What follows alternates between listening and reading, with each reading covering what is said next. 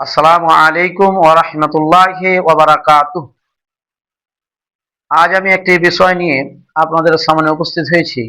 বিষয়টি হলো, একজন বিহার থেকে প্রশ্ন করেছেন আমার একটি ভাই সাথী, যে একটি পশু আমরা কিনে নিয়ে এসেছি।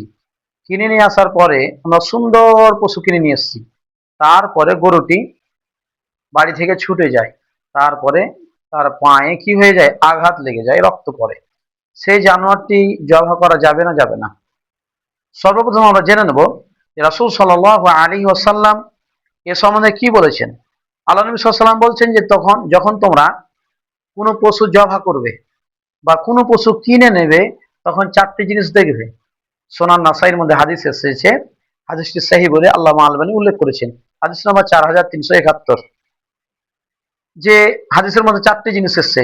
নাম্বার 1, যদি ন্যাংরা থাকে সেই ন্যাংরাটা প্রকাশ্য, অন্ধ থাকে অন্ধটা প্রকাশ্য।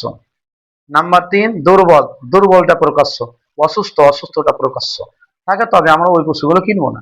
এখন কথা হলো, ভালো পশু কিনে নিয়ে এসেছি, কুরবানি হবে না হবে না? আমরা দেখবো হাদিস সুনান ইবনে মাজার মধ্যে হাদিস নাম্বার 3146 নম্বর হাদিস। আবু সাঈদ খুদরি রাদিয়াল্লাহু তাআলা আনহু বর্ণনা করছেন কি, তিনি বলছেন, ইবতানা কাবাশান নুজাহি বিহি ফাআসাবা আযীবু মিন আলিয়াতিহি ওয়া উজনিহি ফাসাআলনা নবী সাল্লাল্লাহু আলাইহি ওয়াসাল্লাম ফাআমারানা আন নুজাহিয়া বিহি। বলছেন তিনি যে আমরা পশু কিনে নিয়ে আসলাম।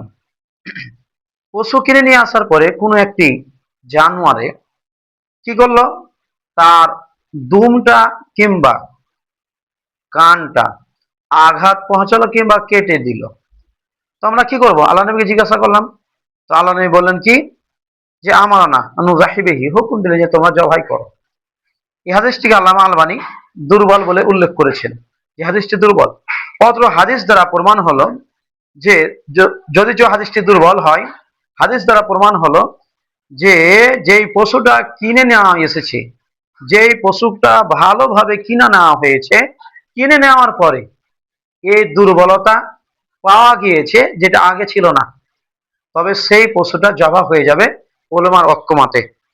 যদিও এই হাদিসটি মূলত দুর্বল, কিন্তু হয়ে যাবে ইনশাআল্লাহ, এটা উলামার হিসাবে বুঝা যায়।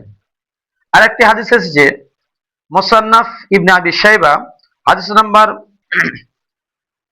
24486 নম্বর হাদিস। বলছেন, মা আখাযতু মিন উযহিয়াতিন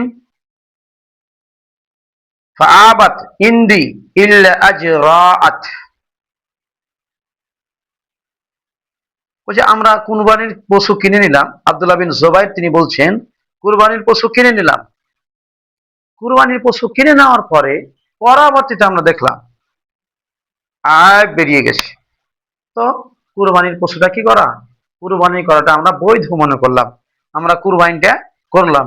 অত্র হাদিস দ্বারা আসার দ্বারা সাহাবায়ে কেরাম আব্দুল্লাহ বিন জুবাইরের আসার দিয়ে বোঝা গেল কি, যে এই কুরবানিটা, এই পশুটা জবাই করাটা জায়েজ।